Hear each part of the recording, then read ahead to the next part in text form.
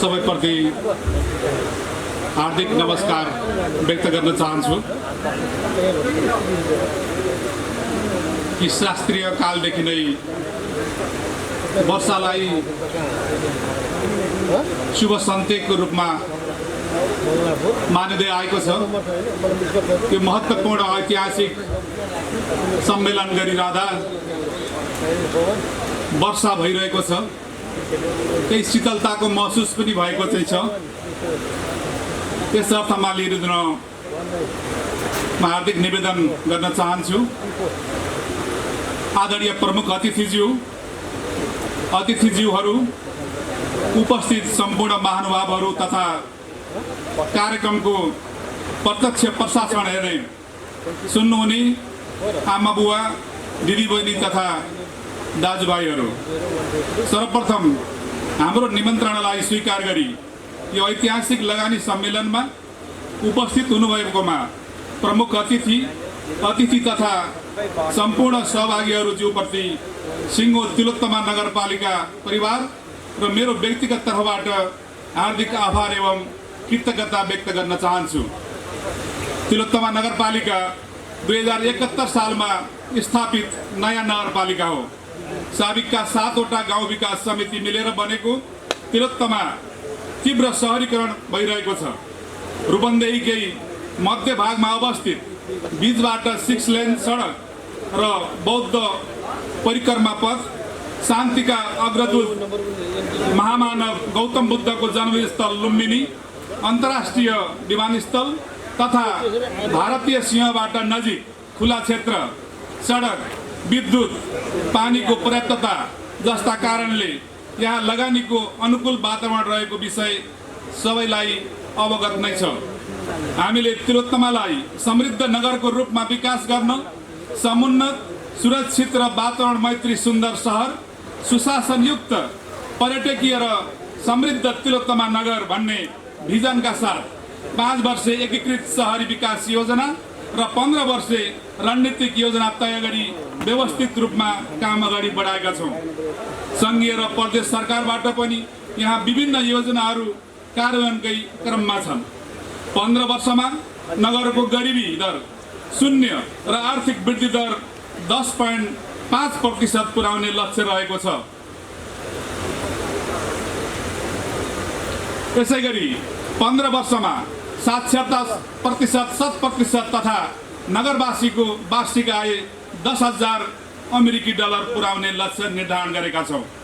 यी लक्ष्यहरू पुरा गर्न सरकारको सीमित स्रोत र साधन आफैमा पूर्ण नभएकोले पूर्वाधार निर्माण, रोजगारी सृजना, कृषिमा आधुनिकीकरण लगायतका तमाम काममा निजी क्षेत्रको उपस्थितिलाई अझ व्यापक बनाउने उद्देश्यले तिलोत्तमा लगानी सम्मेलन आयोजना गरिएको हो। यो सम्मेलनले हामीले निर्धारण गरेको 5 वर्षे एकीकृत शहरी विकास योजना र 15 वर्षे रणनीतिक योजनालाई कार्यान्वयन गराउन सहयोग पुर्याउनेमा विश्वस्त छौँ। तिलोत्तमामा कृषि, पर्यटन, उद्योग र पूर्वाधार लगायतका क्षेत्रमा स्वदेशी तथा विदेशी लगानी भित्राउनु नै यस सम्मेलनको मुख्य लक्ष्य हो। यसो गरिरहँदा यसको प्रभाव तिलोत्तमामा मात्र नभएर स्वाभाविक रूपमा समग्र जिल्ला, प्रदेश र मुलुकमै पर्नेछ। त्यसैले लगानी सम्मेलन प्राविधिक रूपमा तिलोत्तमाले आयोजना गरेको देखिए तापनि यहाँ आउने लगानी, ज्ञान, सिप र प्रविधिले सबै क्षेत्रमा समृद्धिको मार्गचित्र कोर्ने हुँदा यो सम्मेलन हामी सबैको साझा प्रयास हो। यसमा स्थानीय सरकार, प्रदेश सरकार, सङ्घीय सरकार, निजी क्षेत्र, विकास साझेदार सबैको सहकार्य छ। सहकारिता, सहअस्तित्व र समन्वयको अभियानले नै सम्मेलनलाई आजको अवस्थामा ल्याइपुर्याएको हो। लगानी सम्मेलन सरकार, स्वदेशी तथा विदेशी निजी क्षेत्रबीच नेटवर्किङ स्थापित गर्ने एउटा सुनौलो अवसर र लगानीसँग सम्बन्धित सबै पक्षको भेटघाट तथा नेटवर्किङको साझा थलो पनि हो। लगानी सम्मेलनको आफैमा दीर्घकालीन महत्त्व छ। आज लगानी सम्मेलन गरेर भोलिबाटै लगानीले पूर्णता प्राप्त गर्छ भन्ने सोचाइ र बुझाइ हाम्रो होइन। हामीले खनेको गोरेटो मात्र हो। यसलाई हिँड्न लायक बनाउन प्रदेश र सङ्घीय सरकारको महत्त्वपूर्ण भूमिका रहन्छ। हामी लुम्बिनीको काखबाट सुरक्षित लगानीका लागि तिलोत्तमा र समग्र रूपन्देहीमा केन्द्रित हुन स्वदेशी तथा विदेशी लगानीकर्ताजीहरूलाई हार्दिक आह्वान गर्न चाहन्छौँ। लगानी सम्मेलनले यो कुरालाई बुलन्द गर्न खोजिरहेको छ। सम्मेलनले सङ्घीय सरकारले घोषणा गरेको नेपाल भ्रमणवर्ष 2020 र प्रदेश सरकारले घोषणा गरेको लुम्बिनी भ्रमणवर्ष 2076लाई समेत सघाउने अपेक्षा गरेका छौँ। लगानी सम्मेलनमा तत्काल लगानी भित्रिने एउटा पक्ष रहला, तर सबैभन्दा महत्त्वपूर्ण कुरा यहाँ लगानीको उपयुक्त वातावरण छ भन्ने जानकारी लगानीकर्ताहरूलाई गराउनु हो। मलाई लाग्छ यो सम्मेलनले रूपन्देहीमा आगामी दिनमा लगानीकर्ता आउने बाटो खुला भएको छ। आज जति परियोजनाको एमओयू हुँदैछ यसबाट हामीहरू निकै उत्साहित छौँ।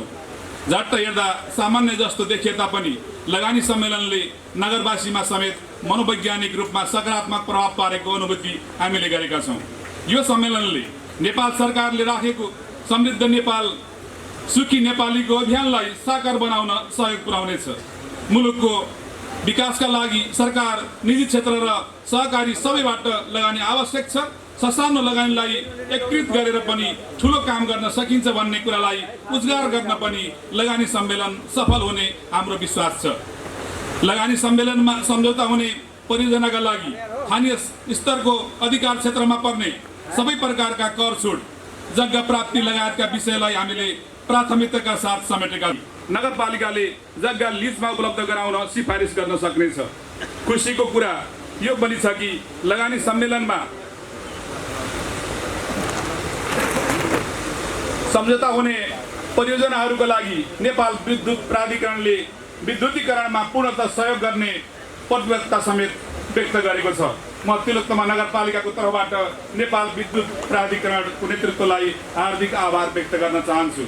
त्यसपश्चात विभिन्न विषयमा प्यानल डिस्कसन सुरु हुने भएकोले सबैलाई त्यसमा सहभागी हुन आग्रह गर्दै कार्यक्रमको अन्त्यसम्म धैर्यताका साथ बसिदिनु हुन समेत हार्दिक अनुरोध गर्न चाहन्छु। कार्यक्रमको प्रचार प्रसारको क्रममा अकल्पनीय सवारी दुर्घटनामा परि दिगम्मत हुनुभएका आदरणीय स्वर्गीय पत्रकार डायल सेनाधिकारी ज्यूप्रति भावपूर्ण श्रद्धाञ्जली अर्पण गर्न चाहन्छु। साथै उक्त घटनामा घाइते हुनुभएका तिलोत्तमा चेम्बर अफ कमर्सका अध्यक्ष जेपी कडेल, वडाध्यक्षहरू सोम थारू, तामराज पाण्डे र अशोक प्रसाद भण्डारीको पूर्ण स्वास्थ्य लाभको कामना गर्न चाहन्छु। अन्तमा उद्घाटन सत्रमा